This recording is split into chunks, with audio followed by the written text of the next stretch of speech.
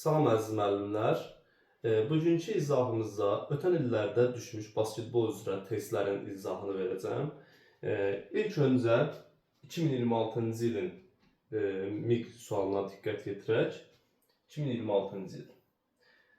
Deyir, basketbola aid doğru fikri seçin.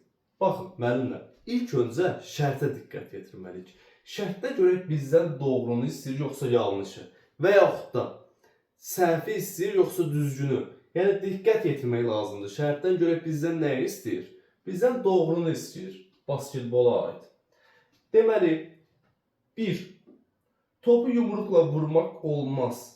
Bəli, basketbolda topu yumruqla vurmaq olmaz. Yadınızı saxlayın. Ümumiyyətlə, bu sona da diqqət yetirin. Bu sonda olar, yazar ki, basketbolda topu vurmaqla, yəni yumruqla vurmaq olar. Olar da yazar. Olmaz da yazar. Ona görə bu sonlara da diqqət yetirin. Topu yumruqla vurmaq olmaz. Bəli, basketbolda topu yumruqla vurmaq olmaz. Ona görə biri doğru kimi götürük. Bizdən doğrunu istəyir axı. 2.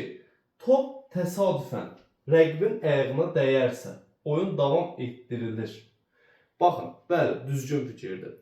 Yəni, basketbolda top təsadüfən rəqibin ayağına dəyərsə, oyun davam etdiriləcək. Yəni, bilərəkdən dəysəydi, bəli, oyun dayandırılardı. Amma təsadüfən dəydiyinə görə oyun davam etdirilir. Amma, lakin, yenə də dediyim kimi, bu sona diqqət yetirmək lazımdır. Deyə bilərdi ki, oyun davam etdirilmir.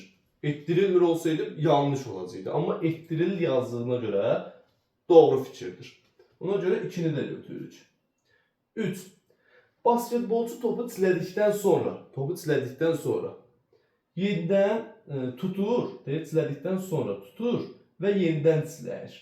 Doğru fikirdir? Xeyr. Əgər basketbolçu topu çiləyib, tutubsa, yenidən çiləyə bilməz. Çilədim, tutdum. Başlayayım yenidən çiləmək olmaz.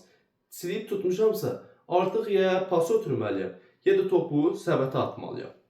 Buna görə burada yenidən çiləyir, tutduqdan sonra yenidən çiləyir dediyinə görə bu səhv fikirdir. Buna görə 3-ü atırıq. Bizdə nə olacaq? Doğru fikir 1 və 2. Doğru cavabımız A variantı. Bu 2026-cı ildə keçirilən MIQ sualı olub.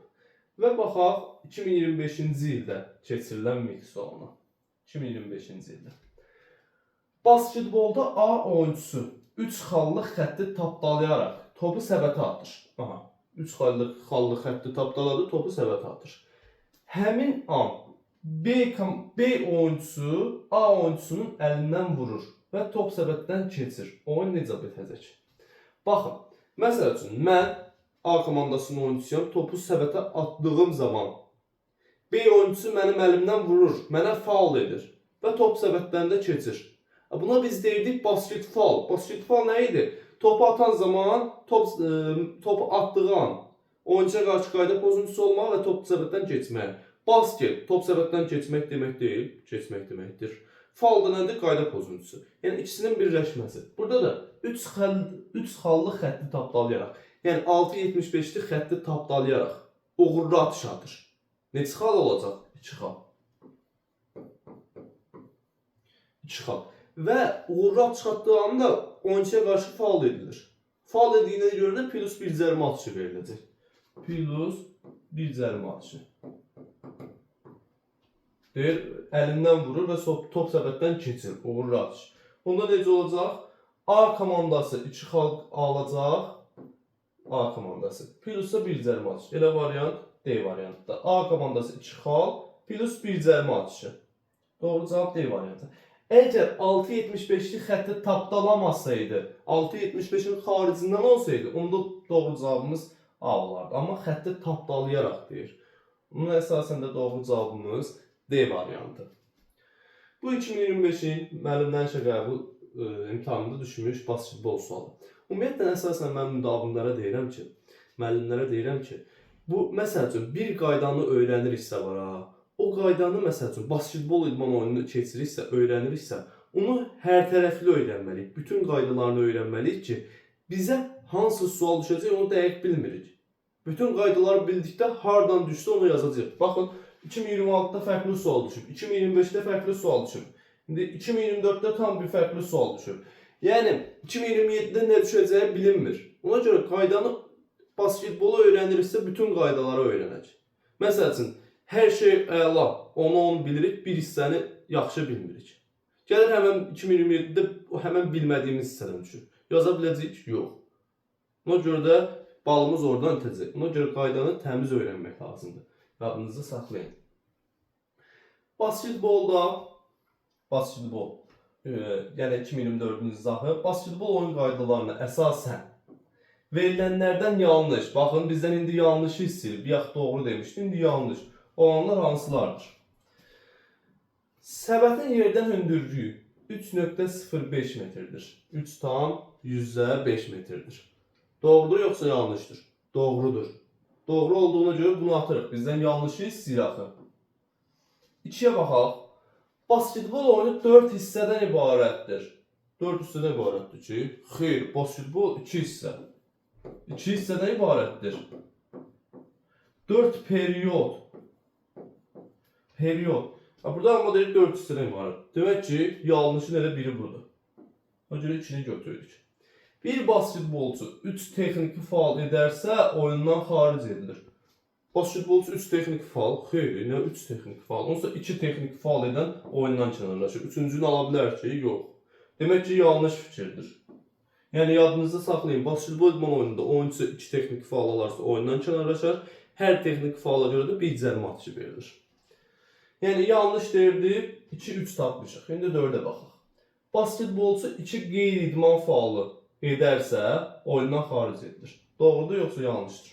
Doğrudur. Bəli. Basketbolda oyunçu 2 qeyri-idman faul edərsə oyundan kənarlaşdırılır. 2 texniki faul edərsə oyundan kənarlaşdırılır. 1 diskvalifikasiya alarsa oyundan kənarlaşdırılır. Burada da 2 qeyri-idman faul dediyinə görə doğrudur. Doğru olduğuna görə atırıq. Bizdə doğru cavab 2-3. Variantlarda hansındadır? B variantında. Doğru cavabımız B variantı. Bu da MIG 2024'ün sualı olub. İndi baxaq MIG 2023. Görürsünüz, hərəsi bir hissədəndir, hərəsi bir qaydanın bir tərəfindəndir. Yəni eyni qayda üzrə gedilməyib. Yəni bu illərində məsəl üçün hissədən düşdü, gələn də hissədən düşdü. Elə deyil. Biri faul danışır, biri səbət atmaqdan danışır. Ona görə hər tərəfli bilməliyik. Basketbolda oyuncular meydana gəlməzsə 15 dəqiqə gözlənilir. Bəli, bilirik ki, basketbolda qayda budur ki, oyuncular meydana gəlməzsə və yaxud da tam heyətdə meydana çıxmazsa 15 dəqiqə gözlənilir. Bəli. Minimum 5 oyuncu olmazsa hakim nə qərar verir? 15 dəqiqə gözlədik, o hələ oyuncu yoxdur, tam heyət gəlməyib və yaxud da ümumiyyətlə oyuna gəlməyib. Oyun necə davam edəcək? Həmən komandaya texniki məğlubiyyət veriləcək. Komanda texniki məğlubiyyət alır. Bəli, doğru cavab B variantı. Yox, bu qədər sadə. Bugünkü izahımız basketbola, yəni MIG suallarından yalnız basketbolun izahlarını verdim. Növbəti video izahlarda digər 3-3 basketbol olsun, digər mövzular olsun, MIG sualları təqdim ediləcək. Və bizim ümumiyyətlə onlayn dərslərimiz sentyabr qrupumuzda qeydiyyat davam edir. Əgər dərslərə qoşulmaq istəyərsinizsə 050 498 86 28 nömrəsi ilə əlaqə saxlaya bilərsiniz.